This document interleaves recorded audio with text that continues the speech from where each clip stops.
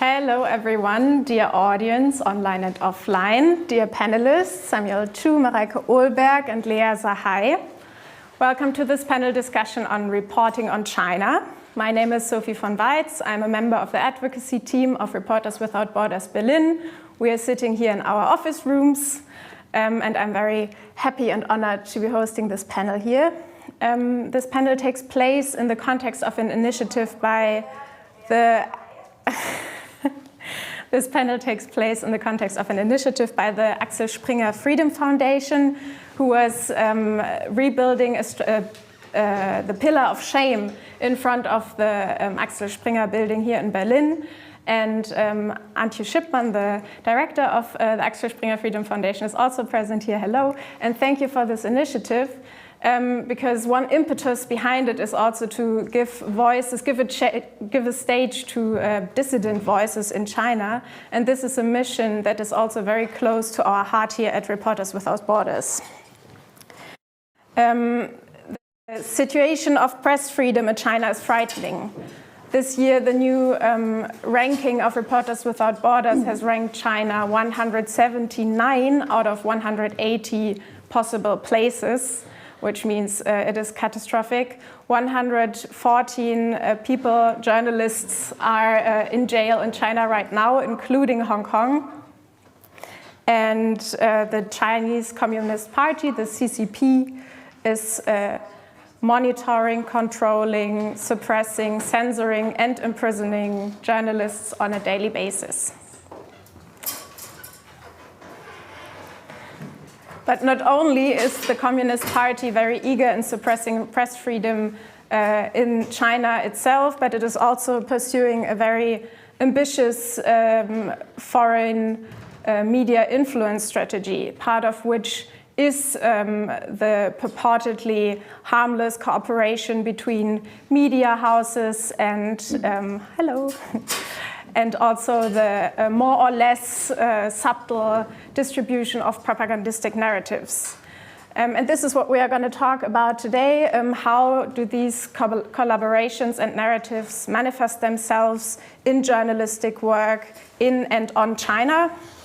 And I'm going to talk about this together with Lea Sahai, here present digitally, live from Beijing. She is a China correspondent for the Süddeutsche Zeitung, directly reporting from Beijing on Chinese politics and society. Welcome, Lea.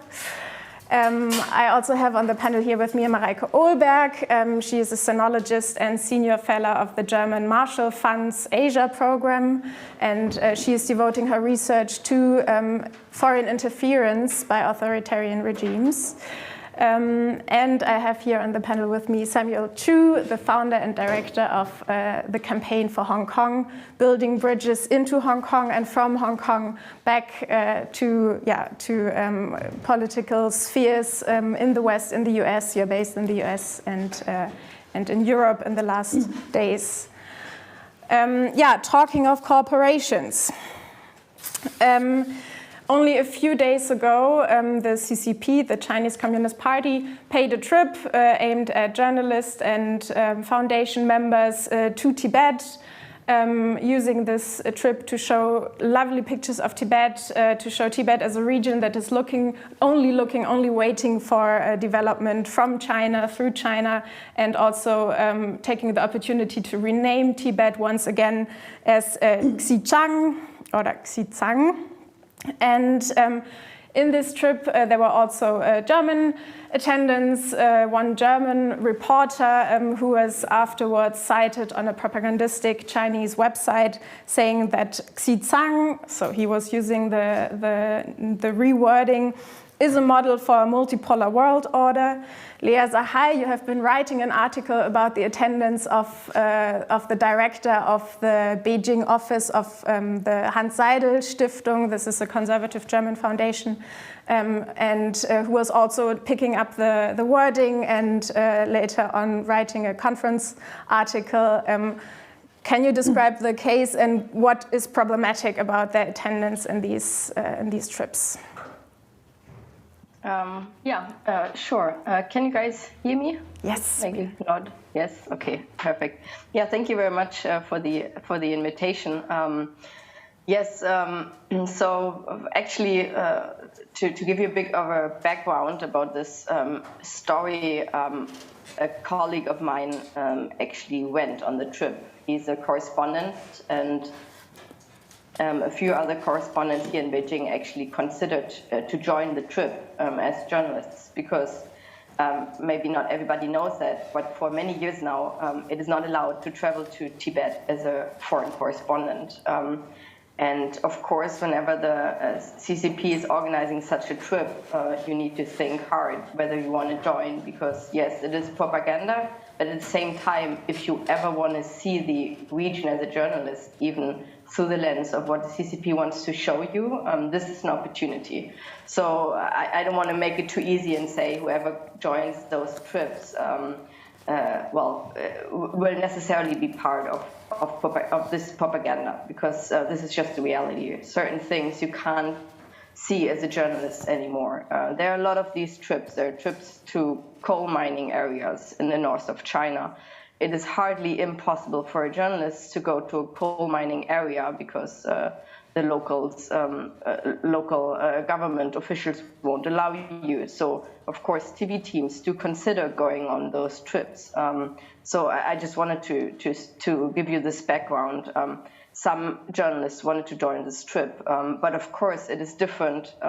It is different for people like the person who went on the trip from the Hans Seidel Stiftung, because he did not just only go, but he also became an active participant by joining the conference, by publishing an article about vocal education in that area, even though this vocal training in Xinjiang and also in Tibet is very much connected to possible forced labor. So there were a lot of problematic things about it.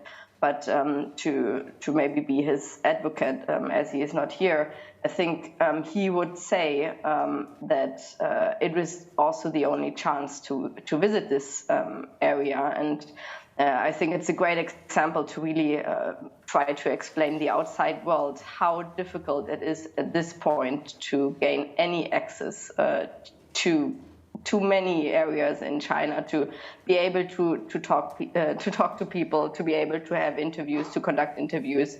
I think it was a very lucky attempt to reach out in an area where there is so little exchange. I think it was not smart. I think it was a mistake. It was not well handled.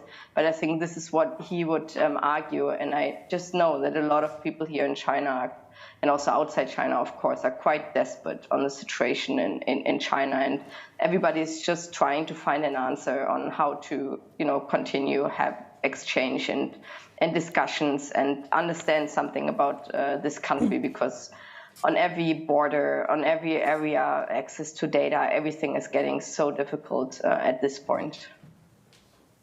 Thank you. Yeah, this is an important path to maneuver when reporting in China. But how about collaborations between Chinese media and German media? I'm again asking to Lea because she has so many good examples in her background on how cooperation with Chinese media actually might look like. In 2020, the German broadcaster SWR was producing a documentary inside Wuhan on the first weeks of the corona pandemic, and the commissioned studio was using material from the Chinese media agencies. Can you describe the situation? And you were investigating on this and writing an article about it. How did the editorial office of SWR broadcaster react to your investigations? They weren't happy. I remember that very clearly because it was my first time. I was in quarantine in Tianjin, I think at this time, 2 weeks in a hotel room. And apparently this production firm has very good connections to all newspapers in Germany. So they were really trying to twist this story around and make it about me. And I was totally isolated, stuck in a hotel room without a window. It was very miserable. And my phone was ringing nonstop. But for those people who didn't read the story, the background was that there's actually a governmental agency who is providing TV material from China for free, basically, to TV stations around the world. And this production firm took this material and made a documentary about it without sending a correspondent to China. At this time, China was in lockdown, was isolated. It was not possible, but from the research I did, they also didn't try. So it was not just that it wasn't possible. They actually didn't try, and they trusted the material. And obviously, the material they got was telling the great story of success and in fighting the coronavirus. So obviously, in terms of journalistic standards, this is totally unacceptable. And you do see this a lot. There's a lot of this material out there. I think they recently had a film, it was, I think, called Colors of China. That's something about wild China. It was also in areas around Tibet, so areas where journalists can definitely not go and research independently anymore because they might be followed by police. They're not able to talk to people anymore. And of course, the Chinese government is providing material knowing that it is so difficult for journalists now, and TV stations in Germany, they get a documentary such as this and think, well, this is amazing. Or like, finally, we get material from China. There are not enough correspondents, and now we have such a great documentary. So from their understanding, from their point of view, this is, I think, it is quite understandable why they take the documentary, because for them it's difficult to understand what the actual situation is like and what the Chinese government tries to achieve with this material. I think Mareike can talk about this in depth, who is behind this and what the overall strategy is. Yeah, thank you very much, Lea. This would exactly have been my question to Mareike. What is the systemic goal behind providing this material? Right.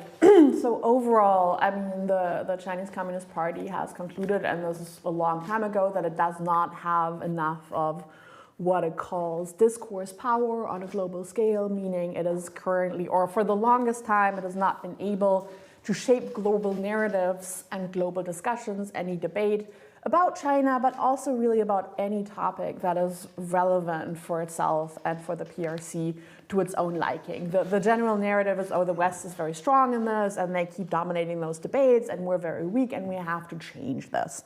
So for decades, really, but intensifying since Xi Jinping came to power, there's been this effort to shape the balance of power in what is considered the public opinion environment, so shaping global debates. And this is done through many different ways. One of the ways, of course, is through China's own media, through its state-owned or party-owned, I should say, because really the party plays the media are too important to give to the state to control.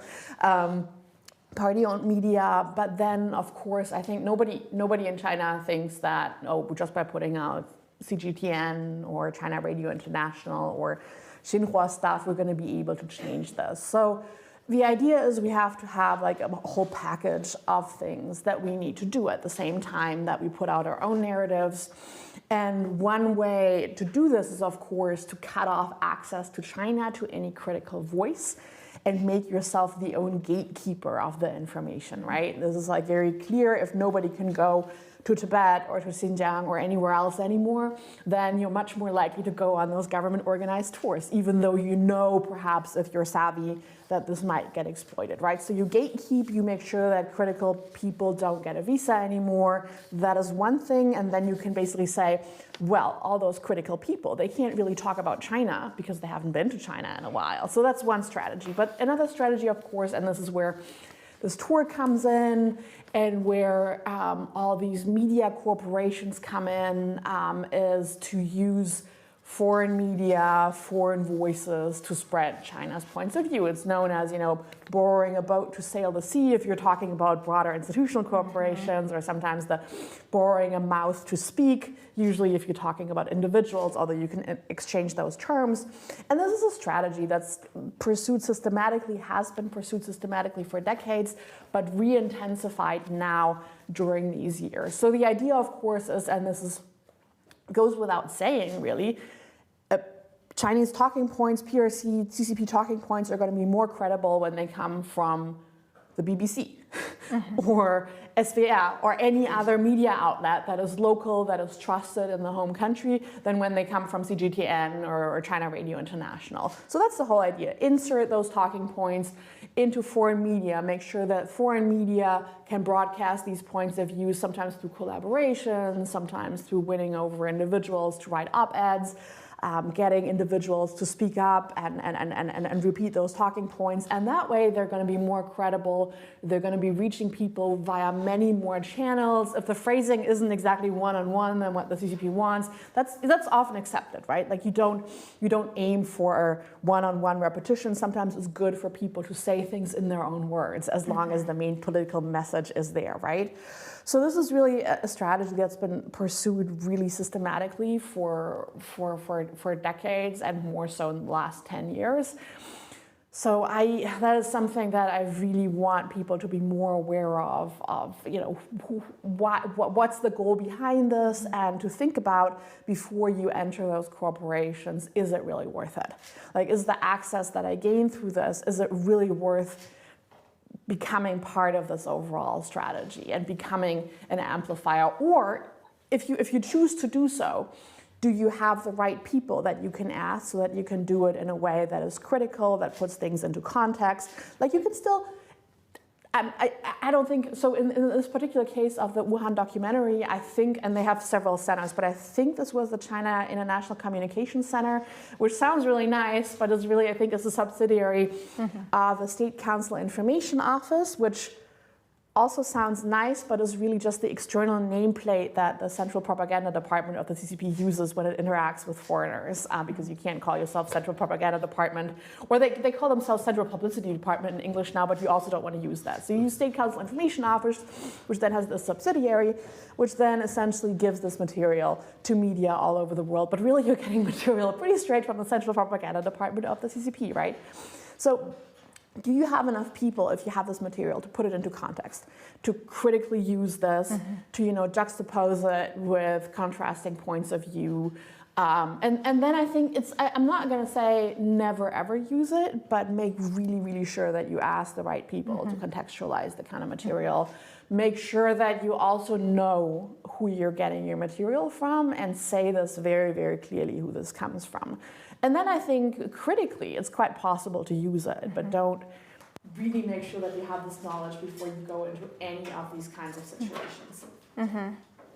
Yeah, thank you. So the flux of information should not be cut per se, but it's all about embedding it. Yes, if you have the right people that you trust. For instance, I mean, in some of the cases, I think of the media collaborations, media corporations that some German media did, and I think the Wuhan documentary was only one of them. I mean, a lot of these media, they have people still in China. And honestly, if you ask your China correspondents, many of them would probably be able to contextualize this for you. And even if they don't have the exact information, they might know whom to ask, they have some experience. So at least ask your own people on the ground first, and then make sure that you're not going to reproduce any of the master narratives that you want to reproduce. I watched this documentary, and they tried to, I think, put it into context a little bit. The documentary was never aired, but it was, circulated. So they tried to embed it a little bit, but some of the master narratives just came through so clearly, which is like, oh, there was all this chaos, and yes, too bad, but then the central government took over and everything was fine, right? And this narrative came through in the documentary. So know people who understand what are the main messages, the main narratives that the CCP wants to promote internationally, so that you can have somebody who will contextualize this for you. Absolutely. Samuel, I heard that this borrowing the boat strategy is much more discussed in the US, coming at the cost, this is something that you said as well, Mareike, of Northern American journalists being less present in China. How do you evaluate the situation of the discourse around this in the US? Do you think this problem is approached in a constructive way? Well, I think a few things. I was really glad to see Leah, and I'm glad that she's back in Beijing. And it's important to have, like Mareike said, that to have people who can contextualize. I want to take a step back and just say that I think there's something critically important about this contextualizing and the screening that makes this what has happened in Hong Kong over the last few years extremely important and devastating. That for a long time, really, Hong Kong was the place, both the media that was there, both foreign correspondents, local independent media, but really the population, in some way was the contextualizing, was the one who could do some of those screening of the news that is about China. That you have people who were intimately familiar with the culture, with the language, were able to push back and sort of understand the nuance, and quite frankly, make fun of the propaganda aspect of the news. And I think that what has happened in Hong Kong in particular, where all the independent Chinese language media that has been shut down, the same kind of restriction that has been placed on correspondence from foreign correspondents in Hong Kong has been limited. And I think that has actually contributed tremendously to this shutting down and the isolation that I think makes propaganda so much more effective. But to your point, I think about the US, I think that it's been very well documented, particularly in the US. You cannot find a Chinese language outlet in the US, really, or in Europe, that is not somehow either partially or wholly owned by party infrastructure in China. And that has an effect that I think sometimes is underestimated. I have this conversation a lot with our colleagues and friends where they're like, how effective really is the Chinese operation? And I think they're evaluating based on sort of Western standard of fact checking, are they actually accurate? There is no consideration of fact checking in the propaganda that they're doing. And so the analogy sometimes I use is that every one of you have gotten one of those Nigerian prince emails, right? And people are like, why do they still send that? Well, they still send that because once in a while it works. And that somehow it trickles down. And the impact that you see is that in the US, there have been a number of documented cases. So your question was about specifically how this has looked in the US. It's been very well documented that the China Daily, which is the main printed newspaper outlet in the US, spends no money whatsoever in their own productions of their own news stories. They pay millions of dollars to have inserts in other newspapers. Mainstream, well-respected outlets like the Washington Post, like the Wall Street Journal, like the Times, and Los Angeles Times, where they actually put in the actual propaganda. And after a while, they realize that once they were called out, then they're not going to do that anymore. But then they find other ways, right? They have, I think that this, again, I think part of the reality that we are dealing with combating is that this is so, in some way, they don't really care if it works in the way that we might evaluate and say, like, nobody is buying their story. But the real harm that comes from there are a number of things on the other sort of end result. Once in a while, I would meet with government official, and not to, those shall not be named, foreign ministries, State Department, where you will hear them regurgitate a talking point that they didn't know actually came from the government.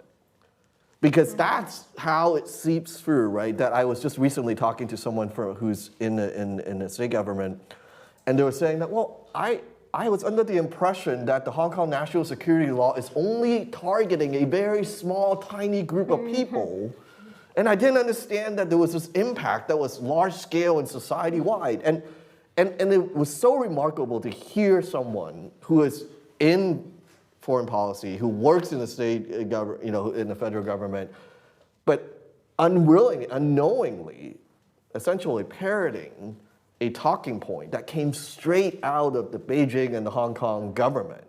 And I think that that kind of influence is very, very harmful. And I think that part of what we're dealing with in the US is we are very, I think more so maybe in Europe, that we're very sensitive about following the money and kind of digging into, hidden sort of interests behind it. But it is sometimes so permeated, and that I find myself sometimes saying that, well, yeah, nobody's going to listen and watch, CGTV, except that is the only Chinese channels that you get in a lot of locations. It comes with your basic cable subscription, and it comes with your natural, and that kind of penetration, even if it's not at that elite level of, like the intellectual academia or policymakers, does eventually trickle down to a way that I think makes a huge difference. Yeah, and when you're talking about reinforcing, reproducing narratives, I would like to ask Mareike, what narratives are actually characteristic? Can we identify some of them? I mean, honestly, there are so many in so many different fields that's very hard to pin down, right? I mean, you can. I mean, honestly, just pick up any PRC publication and go skim through it, and sooner or later you're going to be like able to recognize the main narratives. I mean, it's like, one of the things is we have our own, path. We have our own democracy. I think whole process, people's democracy, is what they're trying to sell as their own democracy right now. You have consultation with so many different people, and we have all these democratic parties that, even though they can't govern, we still work with them, et cetera, et cetera. So that is one major narrative that they've been trying to sell. I think probably in Europe not quite successfully, but it's still out there. There's like, we have our own concept of human rights, which is development-centric, which is not something that only China talks about. This is like, you have some other discourses, and you can make a valid argument that yes, of course, development is an important part of human rights. However, it should not come maybe at the expense of a bunch of other human rights. So that is another thing. You have arguments about how China is just simply unique and democracy is simply not suited to its system. You have like sometimes, Western pundits during the 2019 protests in Hong Kong repeating to CGTN journalists that, democracy is just not suited to Hong Kong. So, why are people doing this? But those talking points and those narratives, they are supposed to exist in every single field. So you're supposed to build up a whole discourse system of concepts that you want to promote, of ideas that you want to promote. You can look at the 5,000 years of history of China, et cetera. That's another thing that they want to promote. You have the lifted, alternatively 600 million or 800 million out of poverty narrative, and that's actually one thing that you will hear very often repeated among Western pundits. So there's really a whole lot of them. And I want to pick up something that Samuel said of this trickle-down effect. And I think one thing that we really need to understand is that the way that the CCP approaches information spaces is kind of from a whole of society approach, right? So you want to gradually change the space by inserting more and more friendly voices, winning over as many people as possible that will insert those friendly narratives in some way or another in the hopes that they will then trickle down and ultimately become some kind of consensus. That's the one end that you work on in the whole of society approach. And at the same time, you want to make sure that critical voices that can oppose you, that can give counterpoints, are increasingly marginalized, deplatformed, excluded from the debate. And you will make phone calls to that extent. Like make sure that, if you have somebody invited to an event that is considered too critically, you might get a phone call from the embassy saying, do you really want to risk the good relations between Germany and China by inviting this hostile person, right? So you work on both ends. You work on the friendly end, but you also work on the end of eliminating more and more hostile voices, via, whether that's via phone call or by saying, well, this person can no longer go to China. Why would you listen to them on China, right? And this is like this gradual chipping away, gradual building up of the own narratives. And because a lot of the things that are happening are quite small. Yes, you have a phone call, but, who really cares? Yes, you have this insert, but honestly, you will have people arguing, oh, nobody really reads that. Because those steps are so small, they can really build up cumulatively without causing as much of a backlash as you would have if you were to come in much more, quite differently, much more heavy-handedly, or with something really, really scandalous, fundamental, right? And that is part of the strategy, and that is really why I always argue that, yes, a lot of things don't work, but we should still not underestimate the cumulative effect. I want to just piggyback on, as you mentioned, I'm here partly, I'm a member of the advisory board for the new Axel Springer Freedom Foundation. And this past week, we actually, in the last 2 weeks, have erected this Pillar of Shame sculpture that was removed from Hong Kong in commemoration of those who died in Tiananmen Square. If you want an example, is that the Chinese embassy issued a statement in response to Axel Springer's foundation's erecting this sculpture. And you can see all the talking points. It starts out with, we eliminating extreme poverty, we liberated our people. It goes into the second favorite talking point, which is that we rank very high in the global happiness index. And then it goes into like a list of the other, that Tibet and Hong Kong or in Xinjiang are all internal affairs. And then the Taiwan has, always been part of China. It goes on the list. And I think that that's part of what you see. And I think there is this real danger because some of this has, I would even argue that not their intended goals are achieved. They know that putting this out is not necessarily going to change, we're not taking down the pillar or nobody's coming to protest it. But the reality is that extreme poverty point, for example, from time to time, I actually would hear this come out in a domestic debate about US politics, right? That look at how they eliminated extreme poverty, and look at what we're doing in the US around income inequality and extreme wealth. And people unknowingly begin to parrot some of those particular talking points that I think are again, this is one of the things that, so Apple Daily, which was until 2 years ago the largest opposition newspaper in Hong Kong. I often have to remind people that it's actually kind of funny. Apple Daily was not this sort of elite newspaper in Hong Kong. Apple Daily was really the tabloid in Hong Kong. And I think there's just something to be said about the role that Apple Daily played, because they were not the investigative journalists, but they were the one who poked fun and saw the incongruency within the Communist Party and what the news that were being reported. And that part of it is, I think, really the thing that is missing, right?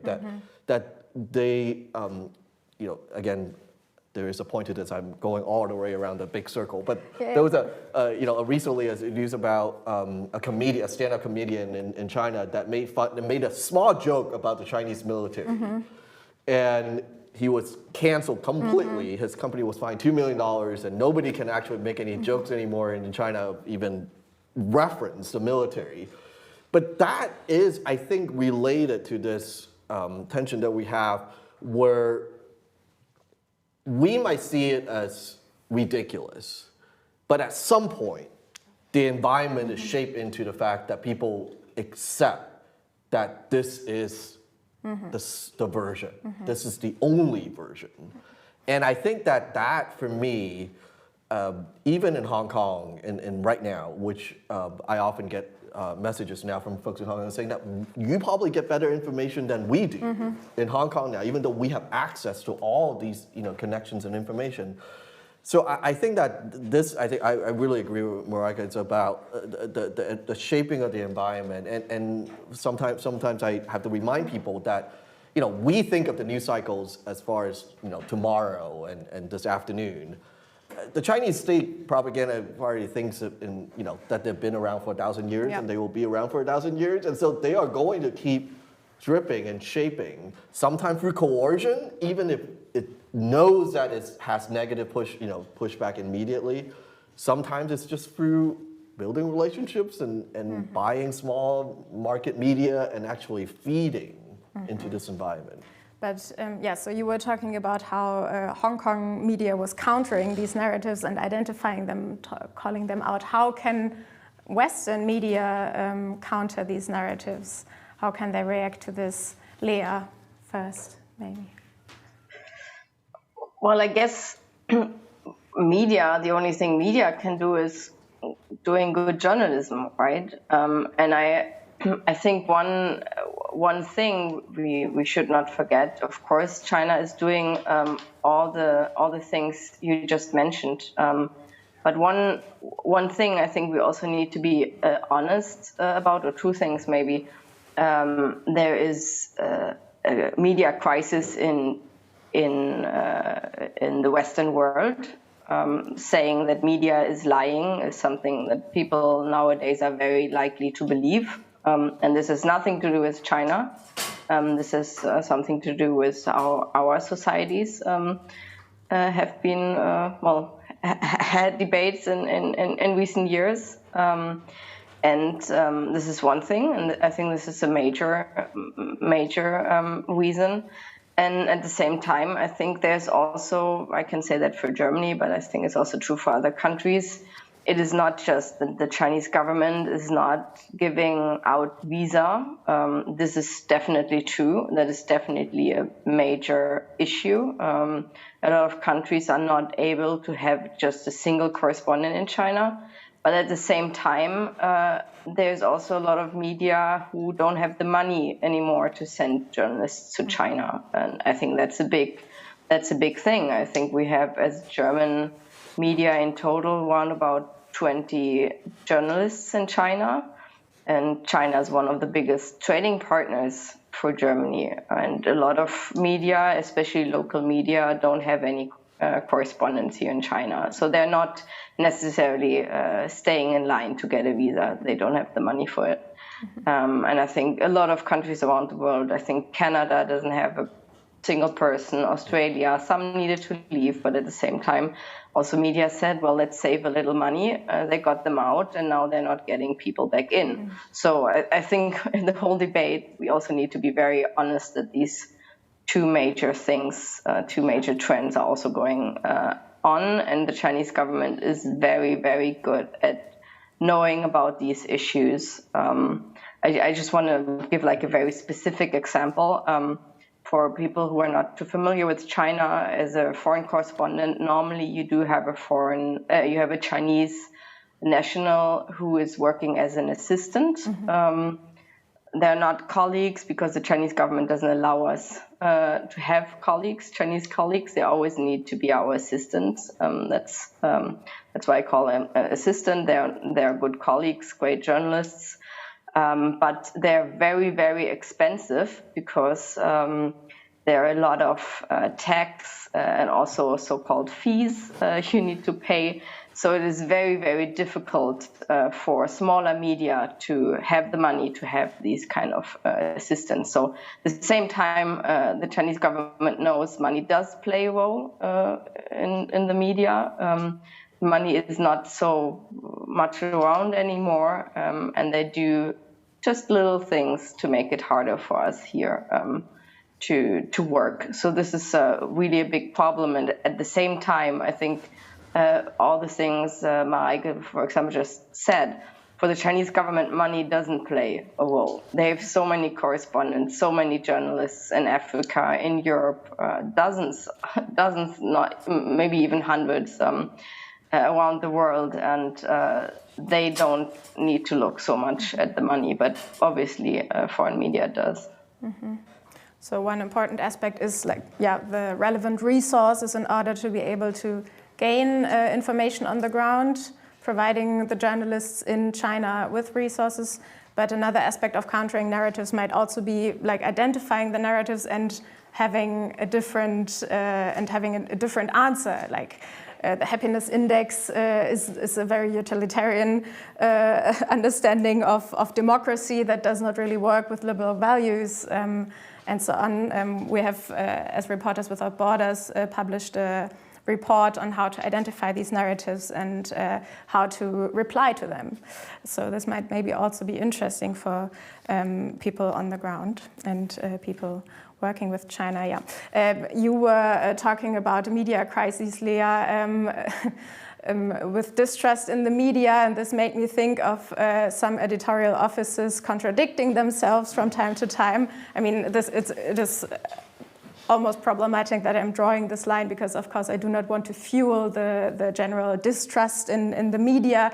But when it comes to China, there have been striking examples of broadcasters, on one hand, reporting critically on Chinese propaganda and also collaboration between German media and Chinese state media agencies.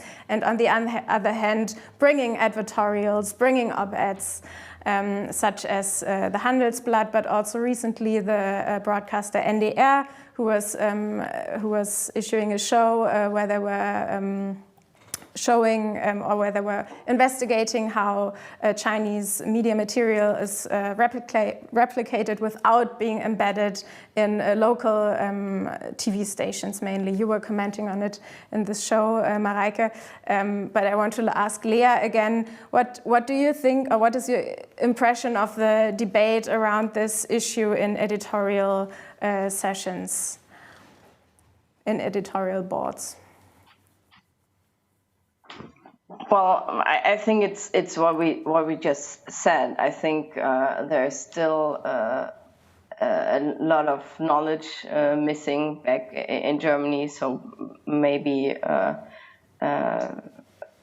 think the media might not be so aware of how problematic certain formats, certain shows are. I think some things have started years ago, and I think the reality has just changed. I think certain things are just not acceptable anymore. I think what we sometimes forget, I don't want to paint a too rosy picture of China 10 years ago.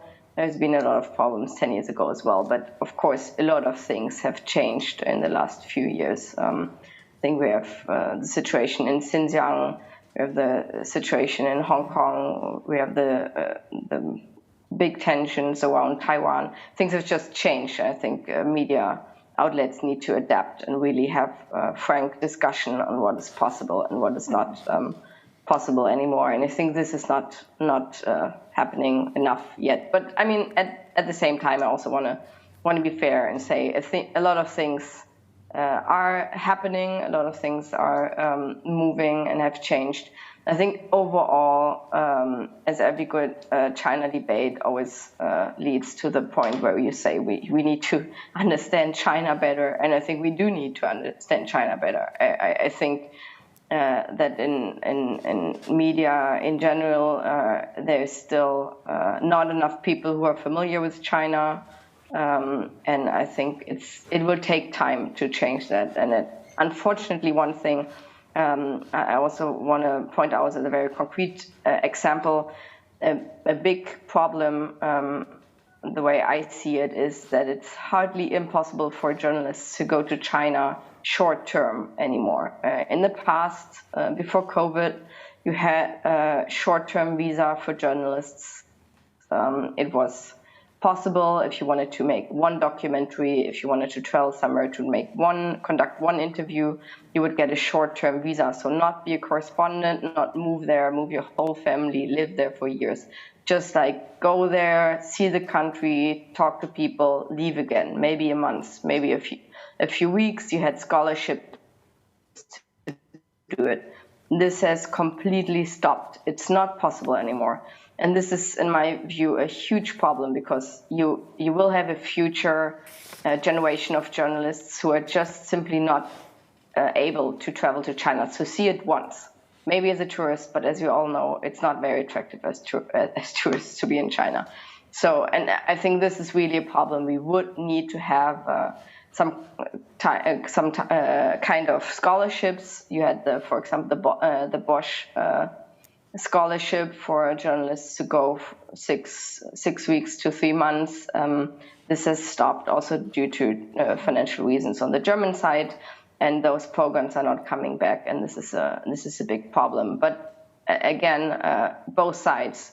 We didn't have the money. We didn't keep up the program, and at the same time, the Chinese government says, well, you can come to make your great tour to Tibet. So, of course, that's also a problem. Mm-hmm. And how about the contact to those journalists in China that are still trying to make as much of independent journalism as possible? We have seen at the beginning of the Corona pandemic that the grip of the Chinese control system was left a little bit, was opened a little bit, and then suddenly also there were Chinese journalists really trying to get into this window of opportunity. How is the situation right now, and is there any possibility to be working with journalists that are trying to be a little more critical?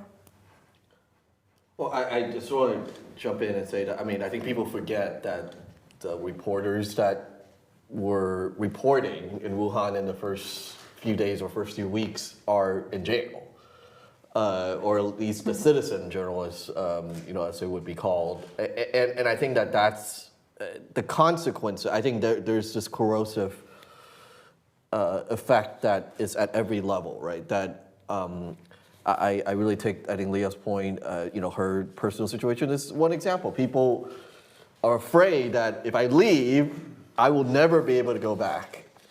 And then you have the, quote unquote, the assistant colleague who are Chinese nationals who themselves have, I've met a number of them, I've talked to a number of them, just indirectly, are courageous, but they also have their own safety consideration, right? That they don't really have all of the freedom.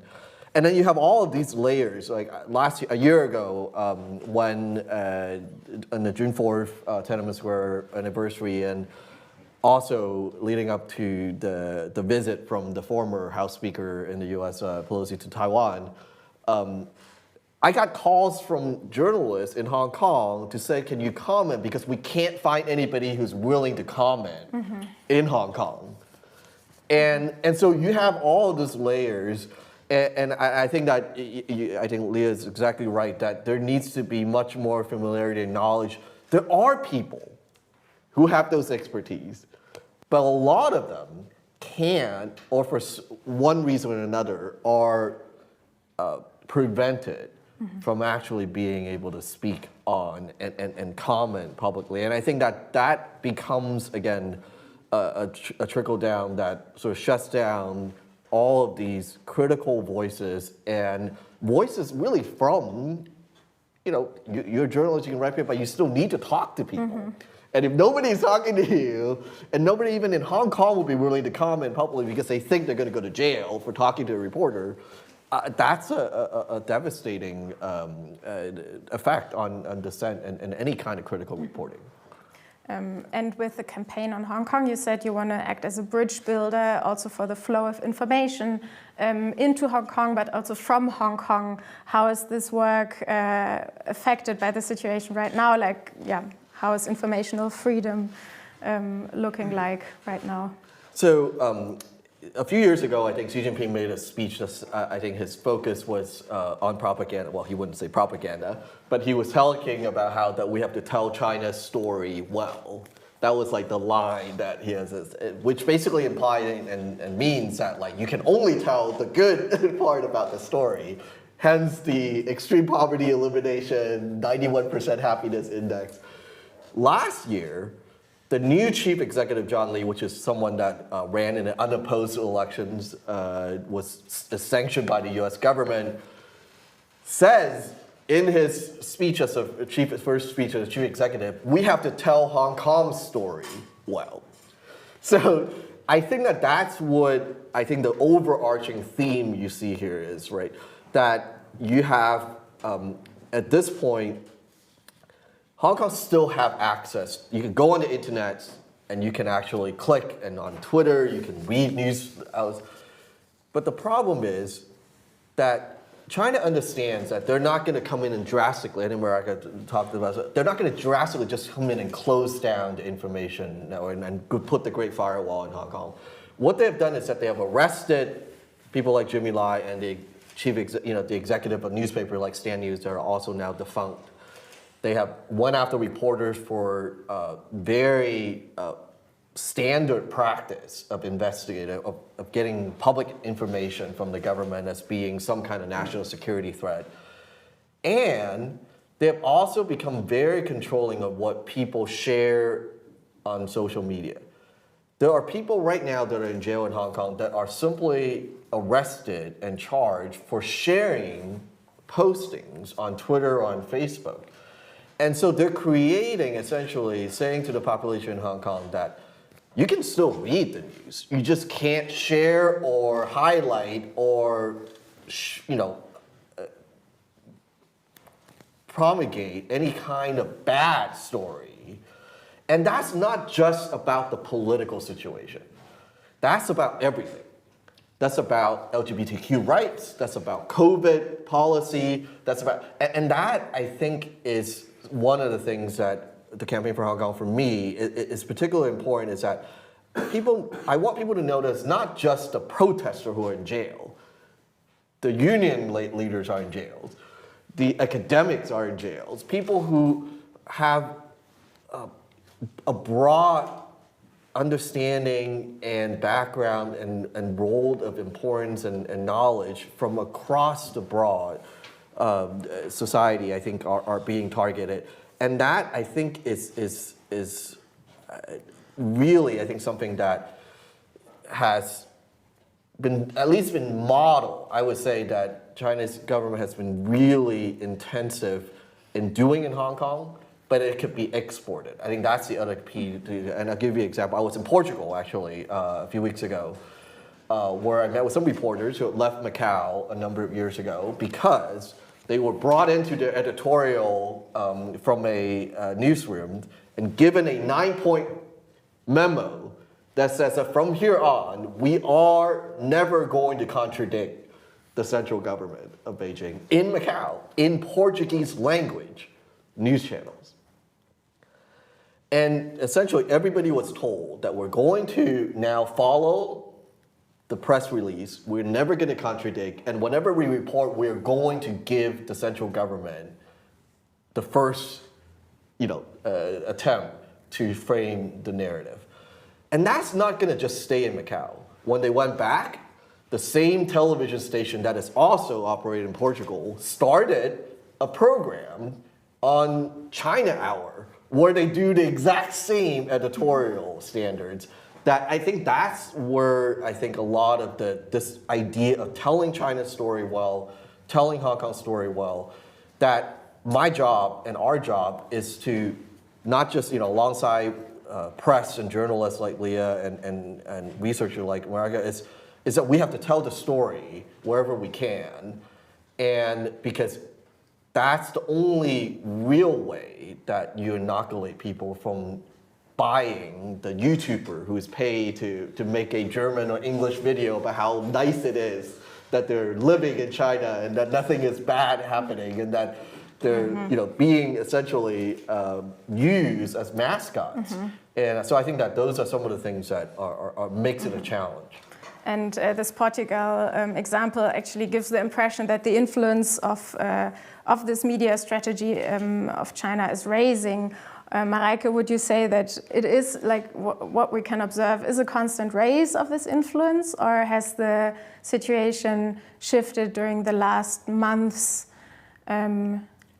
So it's a constant build-up and a constant, like basically, are you asking me if the strategy of gradually changing the information environment is working out? Is working out, and whether the attempts to counter the narratives and also bringing awareness to this about this strategy, as you did with your research, if this had influence and how you estimate it. So I mean, there's a bunch of things going on, right? And it's very hard to say that it's working out or it's not working out. Like obviously there are setbacks from the CCP's perspective where you do something that is like super obvious and then you can use that, or you have somebody who's informed who's going to talk about it, and then there's going to be a little more awareness. Then there's going to be maybe fewer people in a particular setting that are going to be aware of this and are perhaps going to avoid this in the future. So we have, I think, had some cases in Germany, thanks to the hard work of people drawing attention to this, some awareness raising that there are certain things that perhaps you shouldn't do. This did not prevent certain people from going to Tibet and saying the exact, like basically falling into that trap of either falling into that trap or actually being quite competent at playing this in a very competent way. I think that among the Germans that went, there are quite stark differences in how people handle this. And some people might have gotten trapped in this, and other people are quite aware, I think, of the political context and chose to go along anyway. But overall, I think the point from the CCP's perspective is what's the CCP's perspective of progress? And that's, they're a Marxist-Leninist party, and it's quite simple. Progress is, as long as amongst setbacks you keep going up and up and up. This is progress. Progress is not this. Progress is certainly not this. Progress is this. Setback. Sometimes that setback is a strategic retreat. If you figure out, we've really overdone it now. Now we need to make amends. That's a strategic retreat. But then you go and then you re-intensify, right? And this is what's currently happening in Europe, for example. I think a lot of people in the CCP are quite aware that China's siding with Europe, with Russia in the invasion of Ukraine has really caused some problems in Europe. So right now, the PRC is on this charm offensive where they're reaching out to everybody and their grandfather and are trying to kind of smooth things over without really conceding any substantial points. Right? So it's like a strategic retreat, and then you can re-intensify, right? So it's not that there's this complete success story where everything is going super smoothly for the CCP. They do mess up, and they're quite aware of that sometimes. Sometimes they're not aware of it. But overall, I think they're not wrong when they say that by and large things have been moving in the right direction for them on a global scale. Even if in individual countries like, Lithuania, the Czech Republic, there is very strong backlash against the PRC at the moment. They can say, well, okay, fine, but everybody else, as long as we can isolate them and make sure that nobody emulates those countries, we're still going to be fine, right? So you have to look at it from this whole perspective, global perspective. And then I would say I'm not terribly optimistic that what we're currently doing is going to be enough from that perspective. I think we're going to need much more capacity, much more pushback on this, much more information, much better understanding for people of what is actually happening in order to push back more effectively. Even though, again, you can point to all these small and sometimes big setbacks that the CCP propaganda strategy has, but on the whole, they're not wrong to say that it's been, by and large, getting better for them.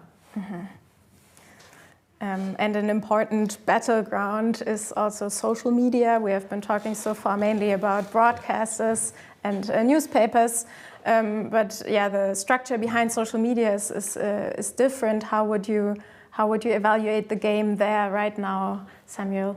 So that's actually a great point, because something that Marika actually said a lot earlier is that I think we have to acknowledge that they're not just now, at least in the last decade, I think they've moved from just trying to restrict information or what kind of story is told in China or about China to influence sort of domestic debate and discourse. I mean, Twitter is a great example. Like, Twitter is not available in China, but everybody who's on foreign ministry and ambassadors from China are on Twitter. But just to give you a few examples that I think are more subtle, but I think I consider much more harmful. Just recently, and our friends in the Tibet movement could testify to this, there was a whole disinformation campaigns around the Dalai Lama that never had any mainstream news story. It became a mainstream story because of a lot of social media activity that essentially sort of made a video clip around the Dalai Lama interaction with a boy, as in some kind of this scandal that was really a social media feud campaign that I think became made it, and even though mainstream media was very careful about how it was being framed, it still made it. And I think that kind of disinformation, that kind of campaign and smearing that happens, it's, again, might not work for people who are familiar and close to the advocacy and the movement, but if someone who had never heard of anything about China or Tibet, this might be something that catches on, and it's very hard to unwind the kind of disinformation that people get. I'll give you a couple other quick examples. One of the things that I, in the US in particular, are concerned about is that even though we can't pinpoint it, but that I think one of the strategy of social media and other reporting and mainstream reporting is to try to tie every critical comment or criticism of the Chinese government to anti-Asian, attacks. So there's this natural connections for them to make that, well, we can't criticize the Chinese Communist Party or anything in China, because if we do, we're feuding anti-Asian, hatred in the U.S. And I think that there's a clear advantage and interest for the Chinese government to be able to, because it minimizes, as Marika says, one of their goals is to neutralize any kind of criticism. And that is a great strategy and tool for that to happen. And even, one more example is, about the Ukraine. I think there's definitely, this charm offensive that we already talked about. But last year, during this visit, the former House Speakers, Nancy Pelosi, made to Taiwan, I remember I spent a lot of hours talking to press. And I actually had to kind of chastise them a little bit. I said, you're actually taking and accepting the assumption that the Chinese government is saying that somehow the speaker is provoking, that she's like the first aggressor to this conflict. And that became, when I came to Germany, I was actually here during part of her visit, and people were asking, like, do you think that, your speaker is provoking China? And that actually feeds into the whole long-term disinformation, just like Putin did leading up to the invasion of Ukraine. And I think that these kind of subtle resetting, reframing, or sort of creating a wedge into domestic discussions have as big of an impact as limiting what's coming out of China. And there are several initiatives to be countering disinformation on social media, such as code of conducts, but there's also regulation attempts right now being discussed on the European level, for example, the Digital Services Act. Do you think these measures might be a positive step in countering disinformation? Yes. in social media? Yes, I'm asking you, Yeah. Mike. If you want to take the I question. guess a hard question. Oh no. Is it gonna work? It's gonna work. No, I mean, I think the problem is that we're always a little bit behind with everything, and you're always trying to, catch up with new methods, new ways of doing this, and I think you can probably that there's I don't want to discount this, and I do think there are things that we can do better in terms of regulating the spaces and working together between companies, governments, civil societies, and try to counter this. But it's you find one small thing, one small operation, and then you take that down. But that's really just it's not even the tip of the iceberg. It's like a drop of water in the ocean, right? Because you have a lot more going on at the same time, and then you have people saying, see, it's really not that big of a problem because it's all getting caught, and we're catching everybody. And it's like, actually, no, you're not. You just, have this small operation that was discovered, and that was, then the accounts were taken down. And then you can say, oh, it's all insignificant because they didn't even have any reach, right? Then you have those people come up and saying that they had no reach. So really, you're always behind, and you're always trying to catch up and trying to find new people. And the same is true for any piece of disinformation, where it's like, yes, you can find it and you can debunk it, but that's not going to change necessarily the minds of the people that saw the disinformation in the first place. Is your debunking effort even going to reach them? Yeah. Most likely not, right? If you're lucky, it'll reach some people, and if you're lucky, you're going to be able to, in the long term, change this. But oftentimes, pieces of disinformation stick around. Same with, people are worried about, AI, and I think actually, with what you can do now with in terms of fake news that looks realistic, some people are like, well, we're optimistic that we can actually use AI to catch that. And it has the same problem, right? You have something that's already out there that you're then trying to debunk. In some cases, you try to counter this by pre-bunking, so preemptively trying to know which narratives are going to be pushed. And I don't want to be completely pessimistic and say everything's useless, and so therefore we should not attempt, right? But it is a huge challenge, and no single measure is going to be able to fix it. And then, of course, there's also the channels we use don't stay the same. I think Elon Musk has pretty much all but burned Twitter, maybe, I don't know. So you a platform. At this point, I would like it to burn down. Yeah, at this point, I kind of want it to burn because it's become so horrible. But so I think it's also moved to different channels, and then you have regulators that are not terribly familiar with new channels. You have a lot of private groups.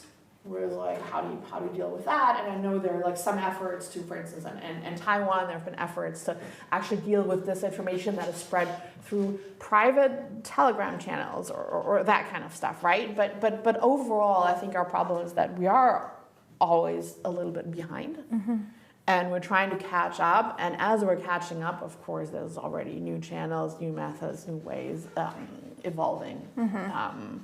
And then again, I think in terms of just the number of fake accounts that are controlled by authoritarian governments, I think we sometimes underestimate how many of them there are. People are like, oh, these are all genuine citizens who are sharing their... I was like, I've seen public procurement documents from a fifth-tier city, a Ministry of Public Security, fifth-tier city in China, not an international metropolis. They wanted to literally asking for services from a company to enable them to control millions of accounts on Facebook, Twitter, and YouTube. And this is not a city or a ministry that has really much international interaction.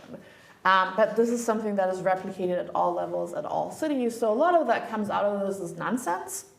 But then you also do have slightly more sophisticated efforts, and in some cases, simply the sheer volume can help. For instance, one way how sheer volume can help is if you control a large number of accounts, you can mass report anybody on social media and make sure that their content will always be flagged as sensitive, therefore not showing up to anybody who is saying, I don't want to see sensitive content, right? You can do a lot with mass, even if your quality is not great. Quantity sometimes wins out. So we really have to think hard about this, and have to keep innovating, keep trying new things, whether that's regulation, whether that's cooperation, whether that's anything really, to try to improve the situation. Yeah. Yeah, but this draws the attention to also something that Leah has said at the beginning, how to navigate the critical tension between making journalism fit for dealing with illegitimate interference and making the digital space fit for dealing with interference and media houses fit for dealing with interference, while strengthening and not limiting the free flow of information. And I think this is the big challenge and critical tension that media and politics have to navigate in dealing with Chinese. Yeah, absolutely not saying ban everything. Yeah, no, you know, absolutely. that's not something that I would ever advocate for. So the time for the conversation between the four of us has come to an end. So that means we can open the place now to the questions from the audience, online and offline. I would first take an offline question, but then my colleague Lily Tran will throw in online questions if they come up. If they come up. We have to wait a little bit longer because the live stream is 1 minute Delayed. Delayed. So right now there are no questions in the chat. So Yeah, then please hand the mic over. And can you quickly introduce yourself? Yes, hello, my name is Kai Büttner. I work for the International Campaign for Tibet, and thank you for having this really important discussion today. I think we could have discussed this way earlier, quite frankly, I think. Because of those phenomena we have been observing as an NGO, they have been persisting here in Germany for quite some time. And I think talking about the recent event around the Tibet development, so-called Tibet Development or Xizang Development Forum, I think it's a very good example of how things can go wrong and how they did actually go wrong. Because it's one thing as a journalist or as a political observer to actually observe and to understand what the discourse is on such fora. And also to look and to see. But another thing is to be part, to become part of the choreography, part of the external communication, as it has been the case with that one particular journalist specifically. So I think this is hugely problematic and should not happen again, and should lead to a very thorough self-reflection of the media houses involved there. Because also it is not the first time such events have been set up. This has happened, this fora happened in 2019 in Lhasa, 2016, 2014, and way going back to 2007. So everybody who's involved, I guess Elias Sahai, don't need to tell you that, certainly it knows what actually can happen, that you're being used, and people have been used in the past, right? So there's no longer, naivete is no excuse anymore, or us being misrepresented. No, we certainly cannot accept that any longer. That being said, I think we need to have a real self-reflection also here in Germany among media houses about discourse on talking, on reporting on China. Some of you have mentioned those so-called advertorials. By the way, not only Handelsblatt, but also Süddeutsche Zeitung in 2017 ran one of those advertorials. And we, in the course, had been writing or doing a lot of awareness raising with regard to Handelsblatt, that they should stop these advertorials, and they only did so after a couple of years. So there is, thank God, no longer, as far as we know, such advertorials being in those newspapers distributed, but it shows how big the temptation is. I think also in terms of financial implications for those publishing houses. Was being mentioned the crisis, the financial crisis of journalism, which we also have noted over the past. So there seems to be a temptation to actually take this easy money and this big money to have some additional funding. And I should say, these kind of decisions are not made by the editors as far as we know, but from the managing directors, from those publishing houses, not by the editors or even the journalists on the ground. So for us, it would be very important that journalists, editors who care about credibility and independence of their reporting view any such attempts very critically and talk to their managing directors, their boards, that such advertorials or any such things are incredibly harmful to their credibility or may pose a risk to this. Certainly, and then I'll finish, so much more to talk about actually.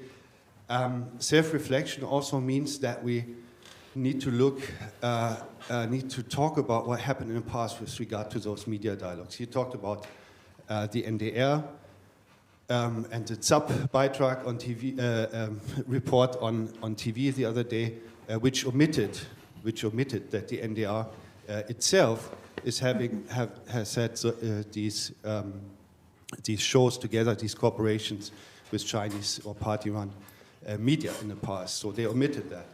On the other hand, we have noted these media dialogues having an intention also from the German side. So I'm coming to an end, sorry. I just wanted to say that. We noted that the Robert Bosch Foundation in 2012 explicitly stated that they want to influence opinion building, Meinungsbildung, opinion making here in Germany by explicitly getting chief editors from German desks to China, not the foreign correspondents to China in the course of these dialogues, to explicitly influence the opinion making here in Germany because they said, which is a coded word for us, because the reporting on China was not differentiated enough here, right? So this is a code word we understood as being don't talk so negatively about China. So a lot of, I think, self-reflection needs to be done here in Germany as well. Thank you. Sorry for being so long. Thank you. But maybe this comment can lead to a question to Lea again. Lea, do you feel like this self-reflection is going on in an appropriate way in German media houses today?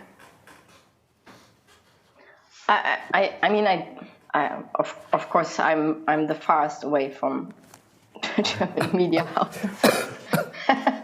So, but in the editorial.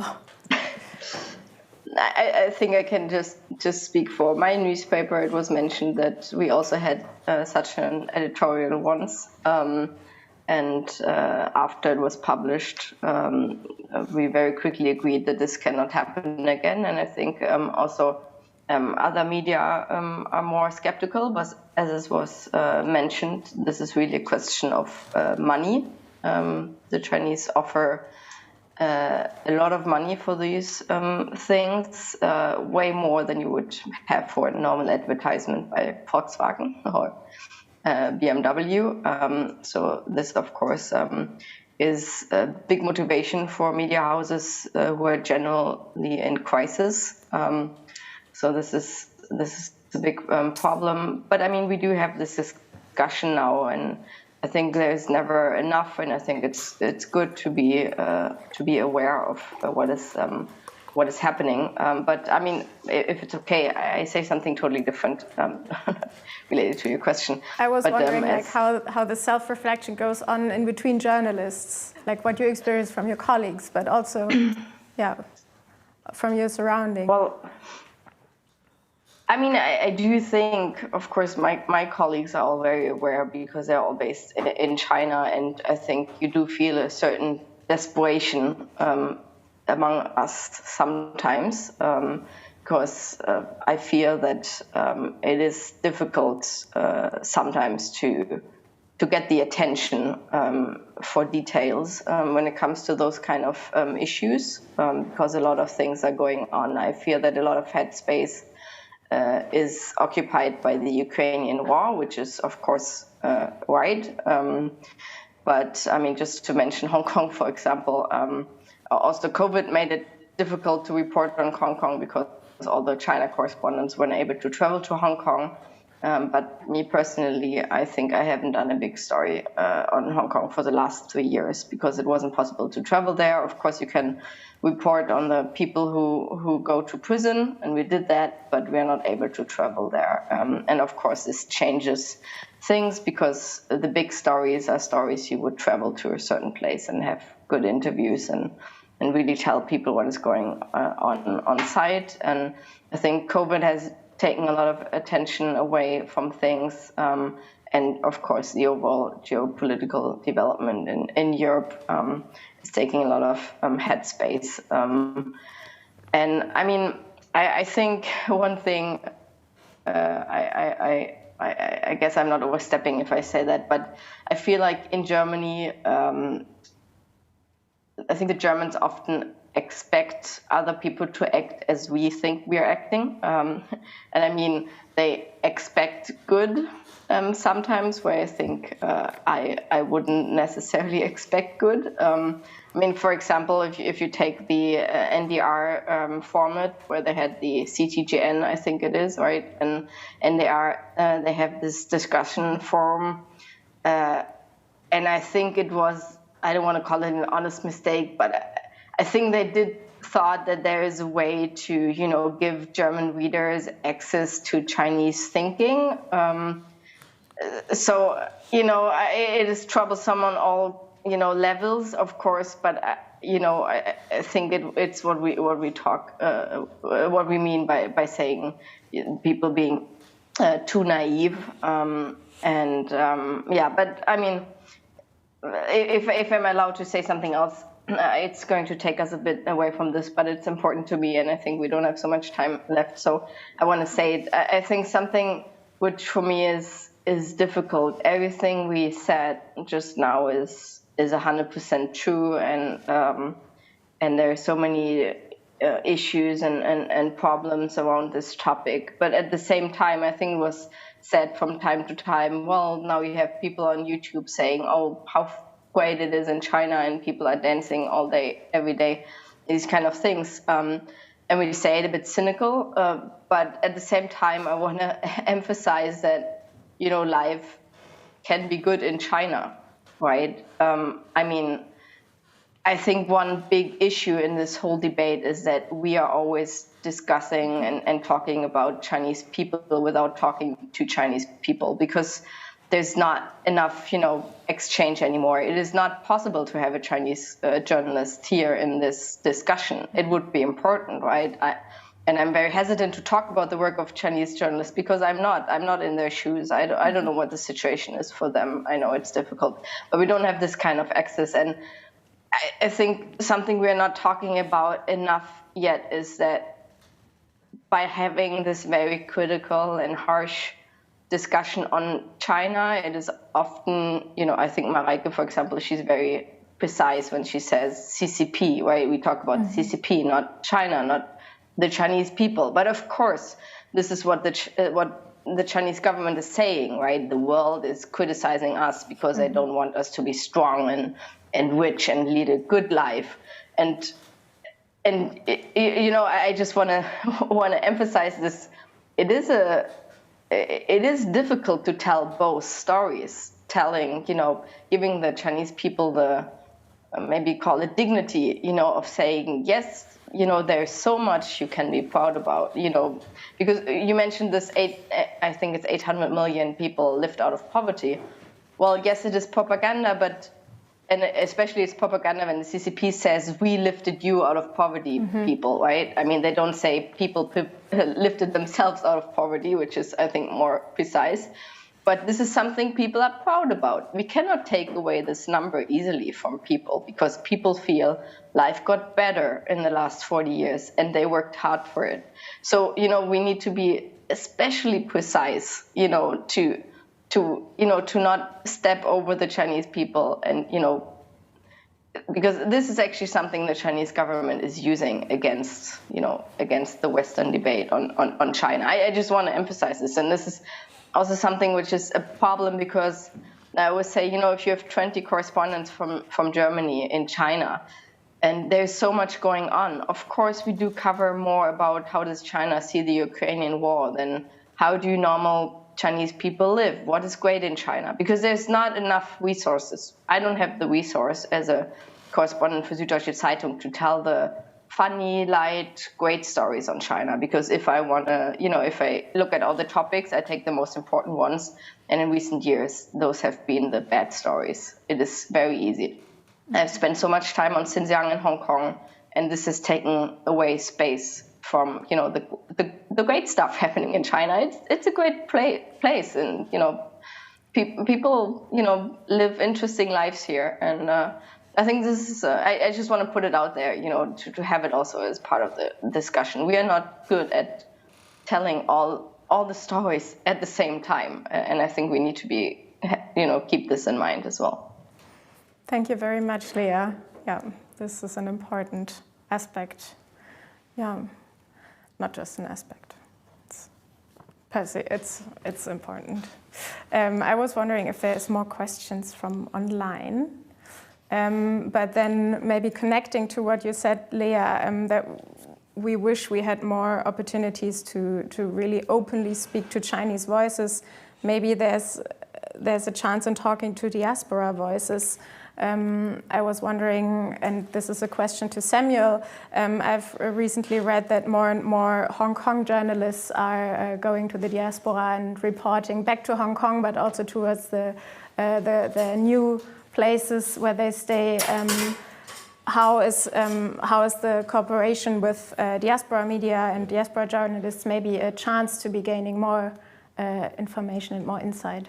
I think, so this is, I want to put out also the optimistic side of this is that while all the crackdowns and the independent outlet that has been closed down in Hong Kong, there's actually been a surge within the last year of, I can count probably at least 14 or 15 new, mostly online, mostly actually run by former journalists who lost their jobs in Hong Kong, who are doing, at least in some form, continuing the reporting on the ground, which I think is really important. It ranges everything from people who are former court reporters who are now actually running an Instagram online account that is reporting on every court trial that is happening in Hong Kong in real time, which is immensely helpful because nobody can, like Leah said, nobody can go to Hong Kong now to actually try to report on these things, to outlets that are now based in Taiwan, some based in the UK, where they're trying to put together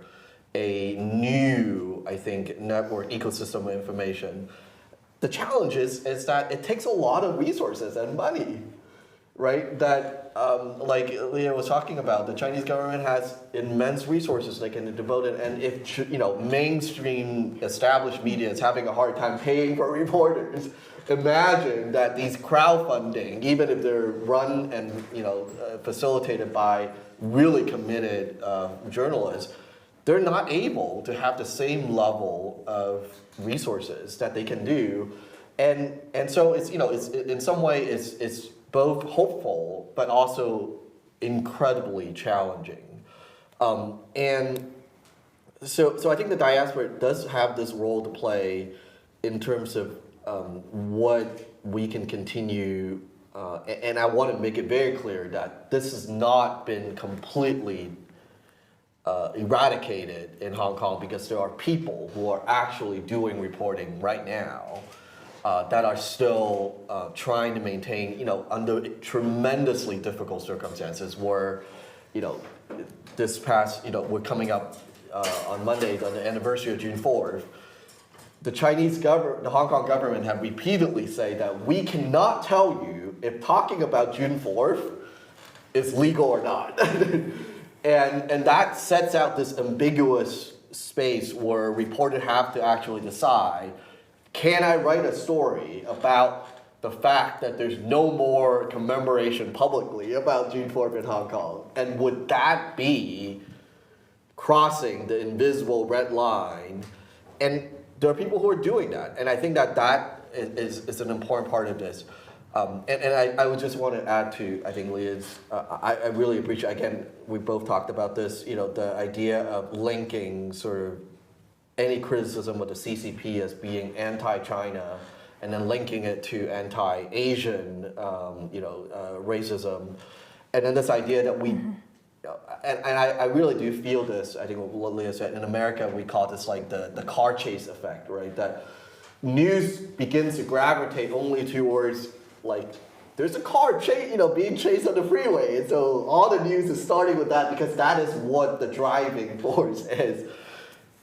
But it is part of our job, and I think it's not just journalists, it's not just foreign correspondents, but I think all of us have a job to help create and clarify this universe of what, China is not just this faraway exotic place that have this ancient history, but we have to help people become familiarized with the whole narrative and the whole story.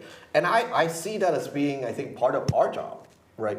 That I am not just here to criticize the CCP. That is not the only story. But I think I think agree with Leah that we have to help to populate this universe that people are unfamiliar with, that we have to demystify, and we have to criticize, but we also have to debate what's happening in China. Thank you very much. I think this can be very good closing words.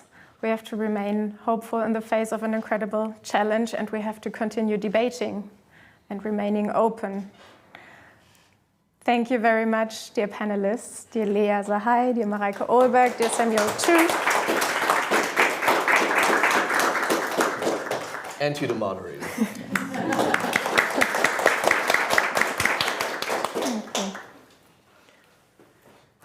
Yes, and we're hereby closing.